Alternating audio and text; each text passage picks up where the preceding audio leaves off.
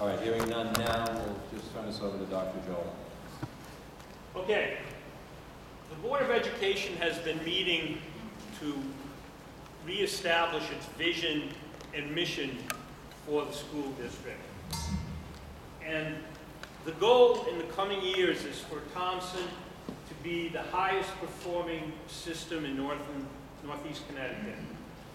To that end, the Thompson Board of Education is committed to ensuring that every student is prepared for success in life in the 21st century.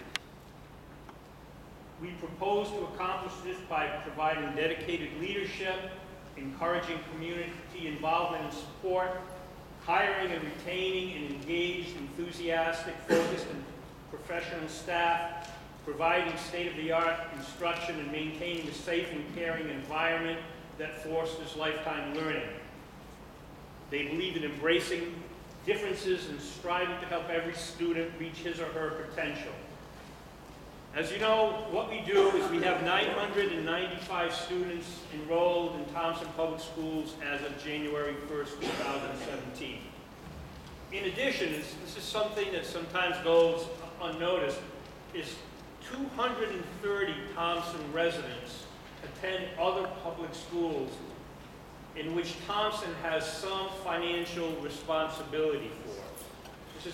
This includes Quinnebog Valley Middle College, where we pay a portion of the tuition, Killingley-Boag, Ellis Tech, Marianapolis, St. Joseph. Some people don't know that we provide nursing services to St. Joseph, and we provide transportation for St. Joseph students. And Title I services as well. And then we have homeschool students. Right now, we have 96 teachers in the Thompson Public Schools, 6 administrators, 8 secretaries, 14 custodians, 45 paras, cafeteria workers and nurses, 20 bus drivers, 12 non-union employees, for a total of 201 employees. 46% of these people live in the town of Thompson, so they are invested in the town. This is a list, you have it in the packet, of our current expenses for FY17. Sometimes it gets confusing. We're always a year ahead, so we're going into the FY18 budget. This is, and I'm going to say this again later, this is one of the most unusual budgets I've ever encountered. You're going to see some big swings here. We look at the budget by department. There's an increase at the high school by 2%, middle school by 12.2%, elementary by 10.2%, but special services decreases by 11%. That's very unusual, and I'm going to talk more about that. We have a 4.4 increase. The health department system-wide is 5.4, plant and operations 4.9. We're projecting a decrease in transportation costs of 2.5, an increase in high school athletics of 3.2, technology 8.4, middle school athletics down by 3, and curriculum 12.6. We're investing in more curriculum materials. The total increase in this budget, as it stands right now, presented to the Board of Education, is 3%. 3% increase. This is a breakdown by the budget categories, major categories, salaries increasing by 8%. I want to make it clear, people are not receiving an 8.0% salary increase. This is because of proposed additional positions that we will be talking about. I'll go over the actual salary increases in a minute. Professional and technical services up 7.4, property services down 3.4, other services 13.6, supplies down 2.7, equipment down 5.5, and dues and fees up by 9.6. One of the major reasons for the increase in the dues and fees are the increased state mandates for data analysis and data management. We're required to do many more things with data, employee background checks, a variety of state mandates that require us to have new computer programs that we have to pay dues and fees for. Current year grants These are the grants that we receive. Special education, it's an entitlement grant. We have to fill out all the paperwork, but it's how the federal government helps us pay for special education expenses.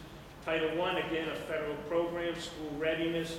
Title II, federal program, adult education, state program, after school, competitive school readiness grant that we received. And again, credits to Ms. Beltram for working with International Paper, a $5,000 competitive grant. These are the salary increases, not to be confused with the 8% increase in salaries. Teachers, a 1.15 general wage increase plus step, totals 3.1. Administrators, 1.5 with a possible 2% in performance increase. Keep in mind that not everyone gets a 2%. It's a competitive process. Secretaries negotiated at 2.5, custodians at 2.25. Paras, cafeteria nurses negotiated at 2, bus drivers negotiated at 2, and non-union budgeted at 3.4. This is the crucial part in the presentation. Right now, we have an unusual special education budget. As I mentioned earlier, it's going down by 11%, a big number, basically because of declining out-of-district placement, providing some flexibility in this budget. Question is, what do we do? What does the board do in this unusual situation? I've been meeting with the administrators. They've offered input. I'd like to thank Mr. Scott Sugarman, our new Special Services Director, who's done a lot of work on this. I'm going to be talking some of the points that he shared with me. And we're at a crossroads. Let's be straightforward. I'm retiring June 30th. Hopefully I make it to June 30th. New horizons. Not that they're going to fire me, I mean health-wise. New horizons, new opportunities for everyone here. I'd like to think that the board is developing a vision for what they're looking for, and they have these opportunities with the finances that are very unusual. In meeting with the administrators, we believe this is what the district needs to reach that goal that we set at the outset of being #1 in Northeast Connecticut. It involves hiring 2 new social workers, 2 new special education teachers, an full-time assistant principal that would allow the elementary and middle school to have full-time assistant principals, a math intervention specialist, that's one of our weaknesses, is math scores, reading specialist, a preschool teacher. Now I want to just give an aside. I've been speaking with Ms. Beltram. It's possible that the elementary school may say that rather than a preschool teacher, they need to increase paras to full-time, the number of paras to full-time versus a preschool teacher. We really need a management information specialist. That's what MIS stands for, MIS Technician Systems Administrator. As I mentioned earlier, constant new state and federal mandates for data management. Just to give you an example, there's a new state law that says every time that we hire a new employee, we don't have to just check references. We have to check with every single prior employer that they had. It's a lot of effort, paperwork, and we have to keep a database on this. The new programs that we need for student information, guarding student information in a safe way, require a great deal of detailed attention. That's why we have the MIS technician in there, and finally a certified behavior analyst. The grand total of the new positions requested is $753,544. I'm going to spend a couple of minutes explaining why we believe these new positions will be valuable. Right now, we have 142 students in the district with disabilities, educational disabilities. That's roughly 14% of the population. We have 16 students in out-of-district placements. Students with various disabilities and various severity, dyslexia, emotional disturbance, speech and language, autism, and intellectual disabilities. These are the major ones. Right now, with the changes in the special education out-of-district budget, we will have a positive differential of $400,000, a decrease in out-of-district placements. Why are we proposing 2 new social workers? They would be utilized pre-K to 6 and 7 to 12, similar to our school psychologists. They're essential to any school district the size of Townsend. We only have school psychologists who provide counseling hours. The role of the social worker would be to provide crisis intervention, develop intervention strategies, assist in conflict resolution, and help develop student social skills. Any parent here, I believe, would agree that our children face so many more social pressures and issues than they've ever faced, really, in the history, I believe, of our lifetimes. I'm sure people older, could make cases that it was tough growing up, say in World War II or prior to that. But the effect of social media today can't be underestimated. The range of stimuli that our children need to be able to deal with and respond to is just something that spills into the schools and makes the management and providing a social environment in the schools more difficult at any time in my career. Why do we need a board-certified behavior analyst? Right now, we contract out for this service at a cost of about $130,000. What happens is we have students in the schools who have such behavioral difficulties and such unique behavioral difficulties that our teachers need constant training to help work with these students, and the variety of the difficulties that they present often require us to bring in outside consulting services to review the type of behavior that's presented and try and analyze how we can better serve those students. What we're proposing is trying to do this in-house at a possible savings. What the person would do would work with our most difficult students, analyzing behaviors, trying to identify antecedents, causes to those behaviors, create in-depth intervention plans, support the staff, and monitor the progress and change in behavior over time. Why do we want 2 more special education teachers?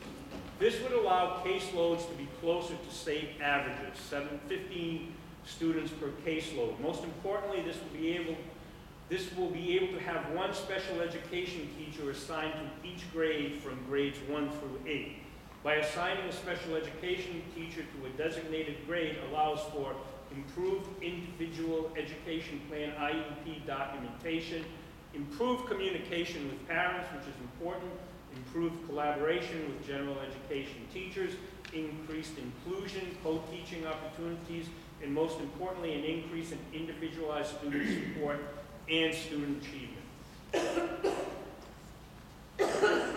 I mentioned that we're at kind of a unique time here. We have a new special services director who's come to us with a variety of different experiences. He comes here and he looks at us and he says, boy, we're understaffed.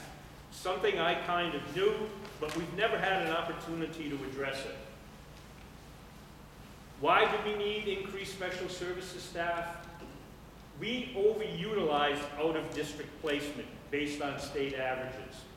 In 2010-11, 8.3% of our students were out-of-district placed, and now we were up to 17 in 2014-15. It's down again, but we were over the state average. One-time opportunity to use ODP, out-of-district placement savings, to fully staffed special services. We have the potential to add additional savings in subsequent years. It's the belief of our special services director that with a fully staffed department, we will be able to slowly bring students back into district and control what have been uncontrollable special education costs. Every year we talk about how we don't have money to do anything else because our out-of-district placements are so high and change so fast that we don't have the money to do other things. What what may happen if we do not bring on these new staff members proposed. Special education out of district will continue to stay at or increase. Will be more difficult to provide inclusion, time with non-disabled peers. That's important for special education students to have the opportunity to work with regular education students. Special education caseloads will continue to be out of alignment with state averages and an increase in students placed out of district because we could not provide the support that they need. We believe that what happens if we do bring in these new staff members, special education costs may decrease, an increase in student achievement, a continued ability to decrease cost of out-of-district placements, and again, students with disabilities will have more time with their peers. There's always conversation about we have too many administrators, why do we need administrators? Right now, the new middle school the middle school principal coming on board believes that we're understaffed in terms of assistants.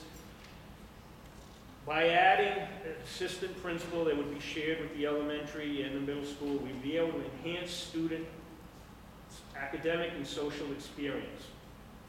The assistant principal would monitor discipline, data, and experience, attendance monitoring, supervise staff, maintain the student handbook, facilitate the team of teachers that work with students, and supervision of after-school extracurricular activities. What that would do is it would free the principals to spend time on curriculum, which they don't get to do. Right now, principals are trained to be education leaders, which means they're supposed to know what's happening in every classroom in their school in terms of instruction and learning. Right now, they're in some sense one-armed paper hangers. They don't have time to do those things that they need to do in terms of enhancing instruction. If you want to increase test scores, if you want your schools to be the best in your region, the principals need more time to supervise their teachers and support them. And that doesn't happen because they're focused on discipline. Question of why a math intervention specialist. It allows for students who are below grade level to have targeted intervention. Allows for greater success in upper level math. We need people who can focus on our gifted and talented students. It's possible that we could call this a math intervention / gifted and talented specialist for mathematics because we need that. Our high achieving kids are also not getting the support that they need. We have some really, really smart kids in this district who don't get the extra challenges that they might get if we had more specialty in this instructional area. Students will have the opportunity to improve their gap areas, that is, their weaknesses, and bring them closer to grade level proficiency in math. Why do we need a management information services technician? I mentioned this earlier. The goal is to enable the technology department to more effectively manage network and expanded technologies in-house. Curriculum continues to expand into the digital world. Teachers and students need constant and reliable access to online tools. I know what happens when I come into the office and my computer is down. I don't get much done. We're so dependent on it. As we expand use of technology, it's difficult to ensure that our teachers receive timely help in their classrooms. New position will allow us to cut costs by managing more technology in-house and comply with new state initiatives in terms of data management and help end users in a timely fashion. In conclusion, we realize that the request for new positions by our administrators is indeed ambitious and requires detailed scrutiny by the Board of Education. However, the administrators also believe it is necessary to review the options presented as we work to make Thompson the best it can be. So the challenge, I know, is a difficult one to the Board of Education, but I'd like to thank all of the administrators who worked so hard on this to try and prioritize what the district needs to move forward, and I thank you for your time. Thank you, Dr. Joel. Just so everyone knows, this is the first time we've seen this too, so there's a lot of discussion that's going to be taking place. Does anybody on the board have any questions right now for Dr. Joel? Kathleen? If somebody could go back to the presentation or Okay. read the presentation, I don't care. No, I can go, I'll see All right. there. I want to start with the first page. And this is just a formatting issue.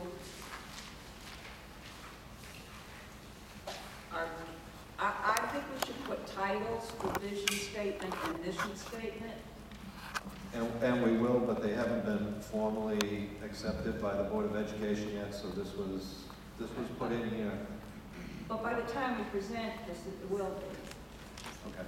right? So I think giving this a title, Yep. separating the two, makes it clearer and it's better presentation format. Just so that the public knows, that first page.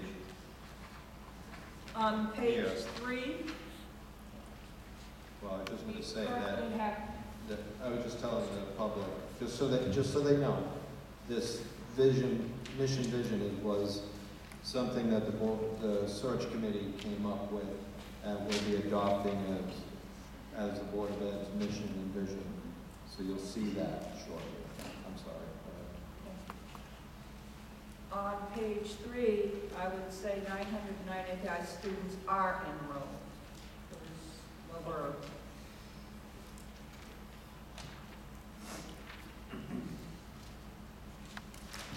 Page 4, I like the note. That's a great number to have.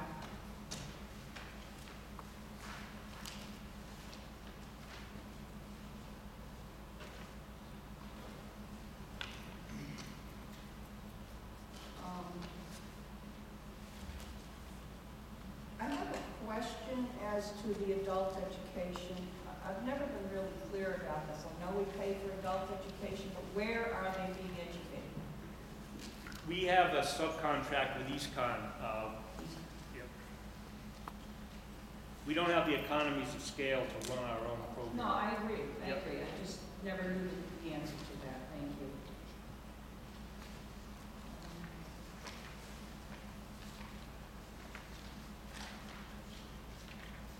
These questions I just had on the top of my head as we were going through this.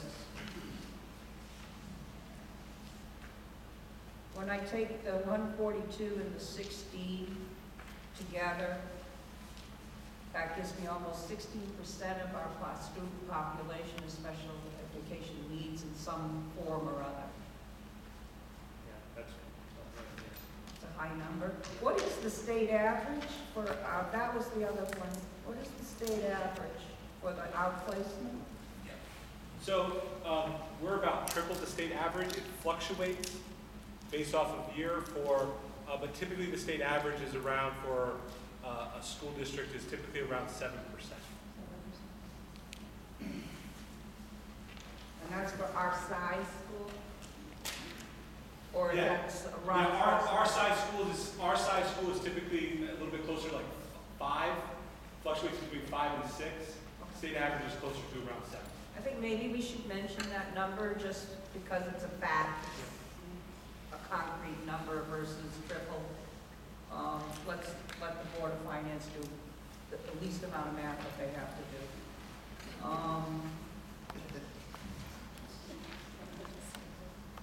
No offense. At the moment, I think that's.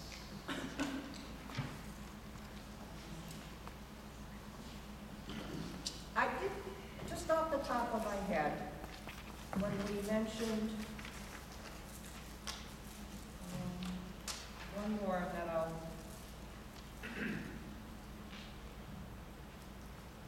now, where is it? Where we outsource BAs. What page is that on?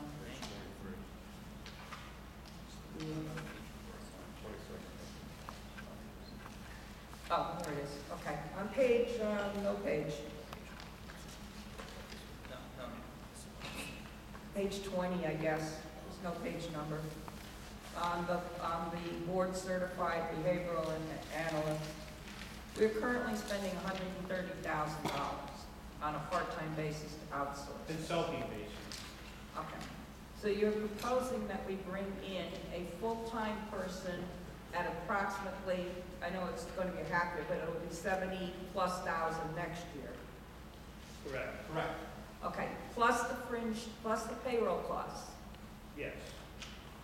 That's more than the $130,000 we're spending now. I don't know exactly what the fringe costs were. We were Well, just they're approximately 40%. Well, Between retirement and workers' compensation and health benefits.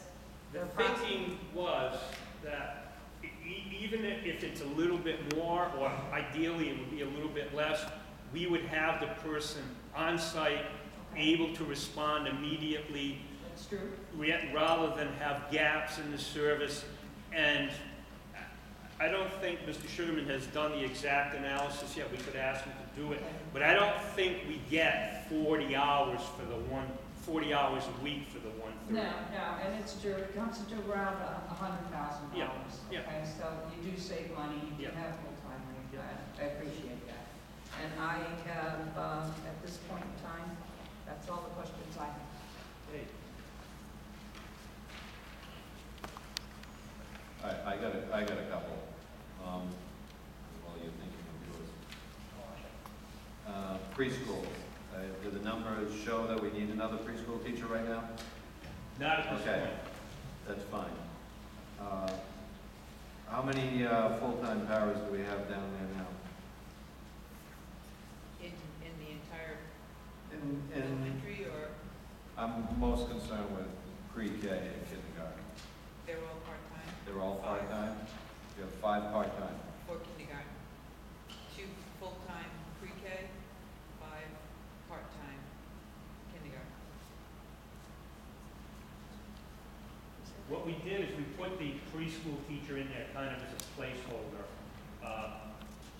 You don't have, but you might want to keep in mind that the cost of benefits for paras is more than the cost of their salary.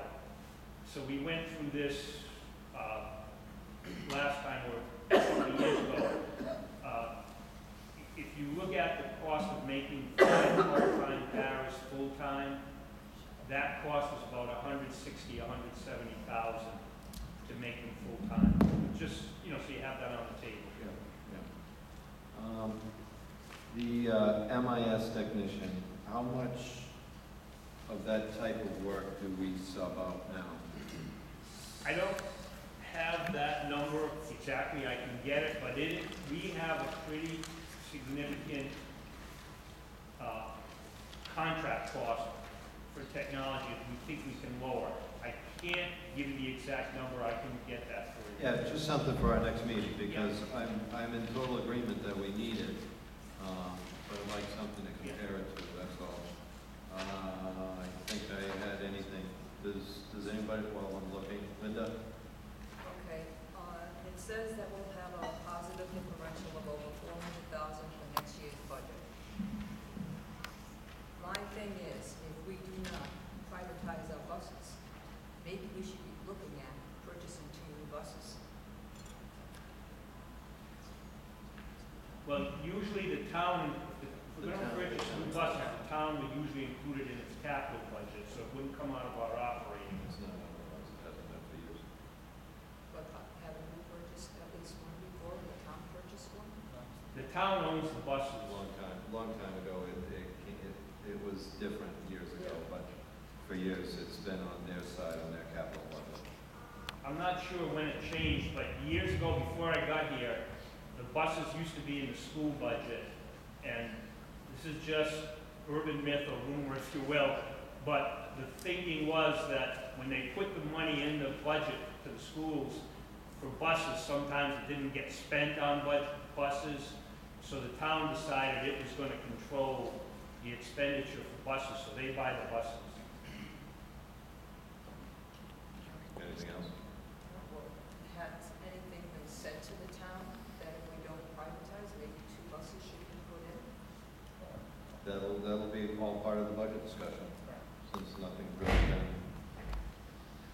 I'm sure it will come up, once we get the final tally of the bids for the buses, we're sharing that information with the town, and I'm sure they're going to ask about the purchase of buses, right? I'm assuming. There was some board members who wanted to put it in regardless, so I guess that's up to them. Thank you. You're welcome. Questions, Johnny? Jody? When we look at the positions that are being proposed, it looks a little skewed towards a special ed. I'd like to know how we're looking at advanced students. My kids have been questioned by their peers in college. You know, they'll take AP in science, they'll take AP in chemistry, botany, physics, calculus. We have very few limited AP classes here, and they're not as prepared as they could be when they get into college. So I think we need to, I'm not saying even split, but at least consider how we are going to service the brighter kids. That's why I say we're at a crossroads, decisions to be made, and you have the authority to make those decisions.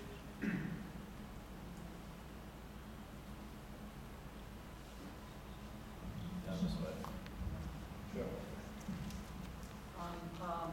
The full-time assistant principal, why wouldn't we increase the present staff to full-time?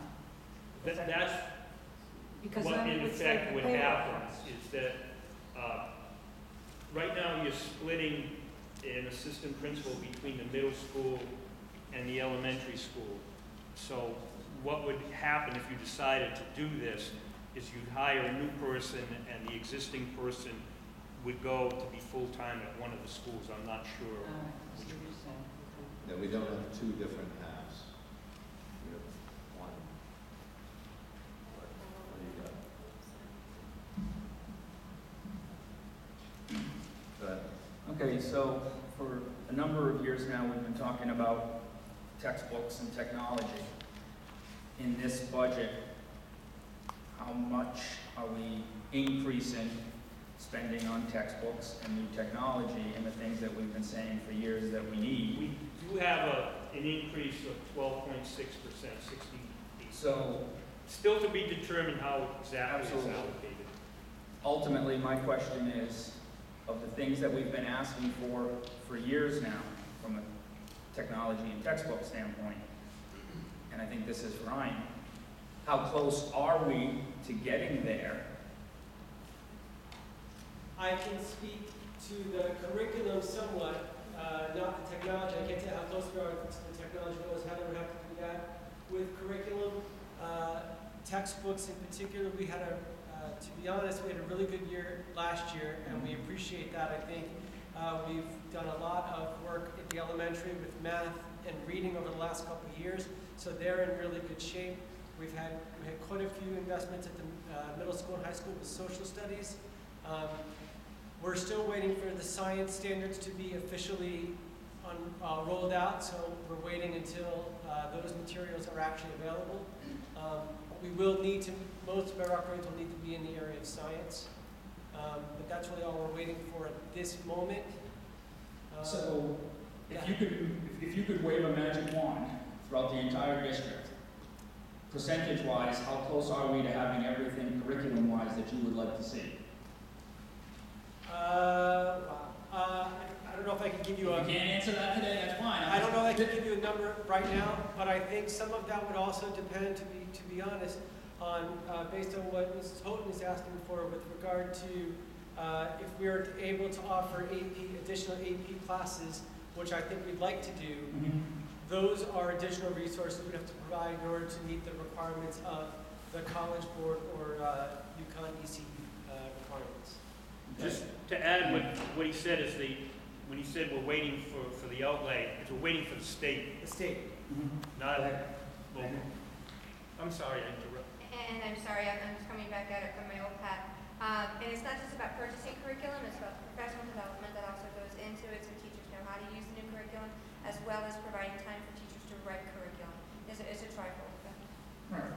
I guess just to lay it out, as far as I'm looking at this, we have this one-time opportunity, and we haven't dug into this yet, like, you know, Bill said, we're just getting this too, but, you know, I'm looking at this saying, one-time opportunity, in my opinion, is let's, you know, purchase those things that we've been needing for a long time.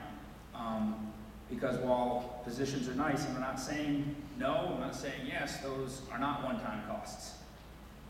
Once they're here, as opposed to a book. It's purchased, we own it.